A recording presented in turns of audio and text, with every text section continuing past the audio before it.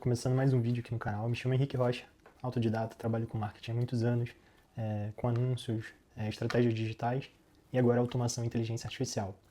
E nesse vídeo, eu quero trazer o que para vocês? Um react, imparcial. Aqui a gente não está demonstrando que é fato e nem que a gente apoia ou não um dos dois lados.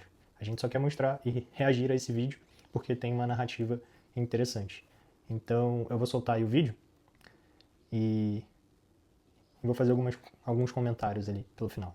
O Lula tá desesperado para barrar a anistia porque ele sabe que depois disso ele tá fora. Presta muita atenção nesse vídeo, me segue porque talvez seja um dos vídeos mais importantes que eu já fiz aqui. Vocês já viram que ontem o Lula liberou mais de 2,3 bilhões em emendas para barrar a anistia. Só que acontece que mesmo assim o Hugo Mota resolveu chamar os líderes e disse que vai pautar a anistia. Tem gente que não acredita muito nessa história, mas no vídeo anterior eu já expliquei para vocês. Se o Hugo Mota decidiu pautar a anistia é porque ele foi autorizado. Rony, por que o Lula vai ser descartado se a anistia passar? Para vocês entenderem o que tá acontecendo hoje, eu vou te contar um breve histórico desse cara aqui, ó. Esse safado. Pra quem não conhece a história de Alexandre de Moraes, deixando de lado todas aquelas questões que ele advogou pra PCC e coisas do tipo, a vida pública dele, de fato, começa em 2002, quando ele foi secretário de Segurança Pública de Geraldo Alckmin. De 2007 a 2010, Alexandre de Moraes foi secretário de Transportes de Kassab, o atual presidente do PSD, que também já abriu apoio pra anistia. Prestem atenção que é importante. Essas figuras, esses caciques que já estão aí há dezenas de anos, enquanto a gente está debatendo só o agora. Em 2015 e diante, Alexandre de Moraes, novamente no governo do Geraldo Alckmin,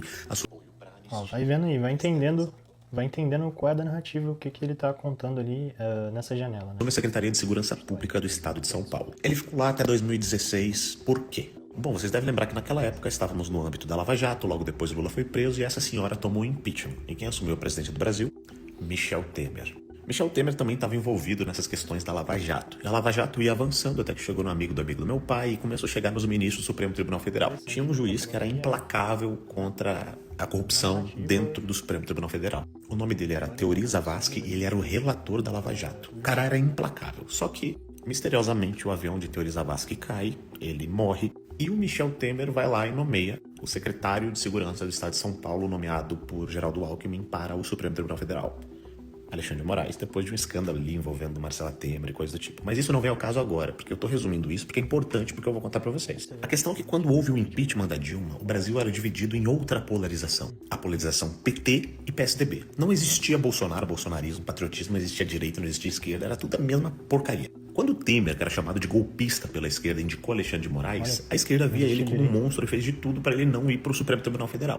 A questão é que a ideia de Temer, que representa o sistema político brasileiro, que são os mesmos que estiveram envolvidos no Mensalão, no Petrolão, e na realidade essa galera roubou tanto quanto o Lula, eles tinham certeza que com a saída do Lula do jogo, eles emplacariam alguém da oposição da época, ou seja, Geraldo Alckmin. E até aí a Lava Jato continuava implacável, Lula ficou inelegível, foi preso. Por quê? Porque eles queriam Geraldo Alckmin. Eles tinham certeza que iam botar o Geraldo Alckmin na presidência da República, como eles sempre quiseram, a galera do centrão ali, do sistema político brasileiro. Só que Bolsonaro é norte, Bolsonaro é nordeste. Bom, o político do baixo clero que simplesmente caiu nas graças do povo brasileiro, com seus discursos fortes, defendendo princípios, família, venceu as eleições. Aquela eleição que, inclusive, eles não deixaram o Lula concorrer, porque ele era um condenado corrupto. E o Geraldo Alckmin, que era o candidato deles, ficou atrás do cabo da Ciolo. Ou seja, os planos dessa galera aqui foi tudo por água abaixo por causa de Jair Messias Bolsonaro. Bolsonaro vira presidente, fica cada vez mais popular, não conseguem pegar o cara em caso de corrupção. Desde antes dele assumir a presidência, eles já diziam que ele ia tentar dar um golpe. Vocês devem lembrar disso.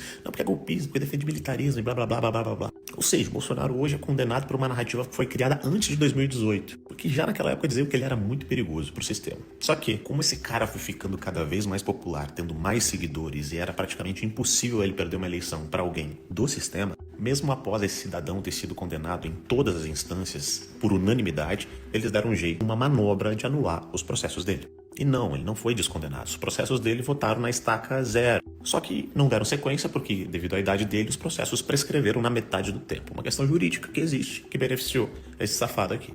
Bom, nesse momento, o sistema entendeu que, para tirar Bolsonaro, eles precisavam de uma figura popular, transformar ele em praticamente um inocente. Para isso, eles usaram na Rede Globo, O senhor não deve nada à justiça, dizia William Bonner. E usaram todos os tipos de narrativa possível para dizer que esse cara era inocente e, enfim, ganhar popularidade para as eleições que se aproximariam. Nesse momento, o STF e o Alexandre de Moraes já infernizavam a vida do Bolsonaro e não deixavam ele governar. E aí eu fico imaginando a conversa desses caras da cela. Ó, Lula, a gente vai te tirar da cadeia, a gente vai te botar a concorrer. Mas só se teu vice for Geraldo Alckmin. Vocês acham mesmo que o Lula foi procurar Geraldo Alckmin porque achava que ele ia ser o melhor vice de todos? Ou vocês acham mesmo que o Alckmin mudou de ideia quando dizia que eles voltaram à cena do crime? Não. Tudo parte do jogo. Bom, a partir disso, com uma ajuda absurda do TSE, esse cidadão foi colocado na presidência da República. Mas não exatamente para ser o presidente, porque o sistema ainda quer botar ele lá no lugar onde botaram lá atrás. Mas para isso eles precisam tirar a outra figura extremamente popular do caminho. O cara que não roubou, o cara que não deixou roubar, o cara que durante seu governo não teve grandes esquemas de corrupção, e para esses corruptos eles perdem muito dinheiro. O sistema traz Lula de volta, bota Geraldo Alckmin de vice, persegue Bolsonaro implacavelmente, tentando botar nele a pecha de corrupto, golpista, todas as pechas que vocês imaginarem, mas mesmo assim não obtém sucesso, porque Bolsonaro cada dia fica mais popular. E aí, como resolver isso? Muito simples. Transformaram Bolsonaro em inelegível. Só que ainda tem um porém, mesmo estando inelegível, segundo o Pacto de São José da Costa Rica, ninguém pode ser impedido de participar de uma eleição se não tiver uma condenação criminal contra ele. A partir disso, o Supremo Tribunal Federal cria a tal do crime de golpe de Estado, com aquela farsa do 8 de janeiro e essa palhaçada toda que vocês já sabem e eu não vou ficar explicando de novo. Aí agora eles têm uma condenação criminal contra o Bolsonaro. Mas falando do 8 de janeiro e de anistia, por que tudo isso é extremamente relevante? Porque esse cara tenta sobreviver na política ainda. E o que essa galera tá querendo é o mesmo plano lá de 2016. Tirar o PT do governo, mas que não tem um Bolsonaro que venha atrapalhar isso. Se Hugo Mota, de fato, foi autorizado a pautar a anistia, significa que essa anistia não vai ser ampla, geral e irrestrita. Significa, basicamente, que dificilmente essa anistia vai botar Bolsonaro no jogo político de novo. E eu não tô falando isso para tirar as esperanças de vocês, porque ainda tem o fator Trump, o fator Magnitsky, que era um outro fator que eles não contavam que os Estados Unidos iam vir com tanta força assim para cima do Brasil. Então esse é um outro ponto. Nesse vídeo, eu estou falando apenas sobre o que está acontecendo no Brasil. A estratégia desses caras agora é pautar a anistia, mas obviamente que não para todo mundo, que no momento em que essa galerinha aqui tiver certeza que Bolsonaro não vai concorrer de jeito nenhum, e isso depende também muito de Donald Trump, e por isso essa demora toda, porque se isso tudo não tivesse acontecido, vai por mim, Lula já teria tomado o impeachment. Inclusive, a CPMI do INSS é um desses grandes trunfos, e ela vai avançar mais ou menos conforme avança a anistia, escutem o que eu tô falando, porque o sistema vai querer entender quando que eles vão dar o checkmate nesse cara. Mas como eu disse, para isso primeiro eles precisam tirar Bolsonaro completamente do jogo. Basicamente, o Lula sabe, e é por isso esse desespero todo. Porque o Lula já não tem base no Congresso, ele depende do Supremo Tribunal Federal para tudo, desde antes dele virar presidente. E não tô dizendo que o candidato dos caras vai ser Geraldo Alckmin. Eu acho que eles já têm um outro candidato, um que agrade a direita, que agrade o centro, que consiga conversar com todo mundo, enfim. Não vou falar qual é esse nome porque eu posso estar sendo injusto e estar errando aqui. Mas você já deve imaginar quem é. E o cara não é ruim não, mas também não é, o Bolsonaro. A gente quer o Bolsonaro na presidência. De modo geral, esse cara aqui já tá ferrado, tá? Esse se lascou por causa da Magnitsky. Agora, os outros ministros do Supremo e grande parte da galera do sistema político brasileiro estão extremamente dispostos a sacrificar esse cara, deixar ele de lado, que eles também tenham paz. Paz com os Estados Unidos, paz dentro do Brasil e possam governar e continuar fazendo os seus roubos da forma que sempre fizeram. Mas para isso, precisa descartar esse cara aqui também. E ele sabe disso. Então minha aposta é, a anistia vai avançar, mas não a passos largos. Vai ser lento, com muita negociação, muito canetaço, muita autorização. No sentido que eles façam as coisas de um jeito, não que fique bom pro povo, mas que fique bom para eles. Mas o Supremo não vai aceitar a anistia. Vai sim.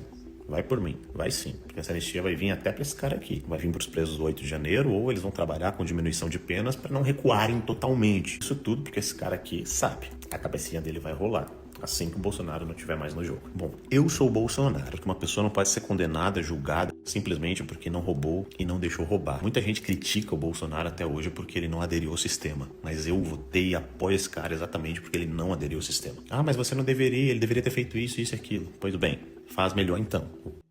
Trazer essa reação aí ao vídeo para entender realmente como funciona esse xadrez da política. E o que eu quero deixar, aqui para vocês é, independente de quem você gosta, a leitura de Rony expõe uma coisa no Brasil. O povo discute o ator, mas nunca o roteiro. Ou seja, as pessoas estão sempre presas naquela pessoa, no ideal, na ideologia, na questão de narrativas, histórias.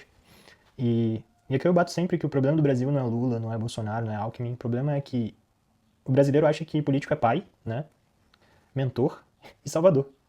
Isso é a maior mentira que existe. Ou seja, político não é Deus, não é ídolo e político é um funcionário público. Então, independente do lado que você esteja, você tem que entender isso, que a política é um jogo de xadrez, né? E você está discutindo aí muitas vezes, brigando e arrumando confusão, sem o mínimo de fundamento, sabe? Então, é um momento de reflexão provocativa que eu quero trazer para vocês. Enquanto a gente continuar achando que existe o escolhido que vai salvar, a gente continua fraco, continua manipulável, né? Porque o país depende do salvador, nunca vira potência. Porque ele pode governar por 4, 8 anos, beleza. E depois? Vai continuar o legado? Ou a gente vai voltar a regredir? Então, eu acredito que as pessoas, né, devem focar em si, crescer, né, se tornar talvez uma parte do jogo, né, importante, com o seu crescimento individual. E aí sim você tomar partidos, tomar, né, decisões e escolher o lado. Então, porque aí você vai ter voz, você vai ser ouvido para poder realmente chegar a algum lugar com aquilo que você acredita.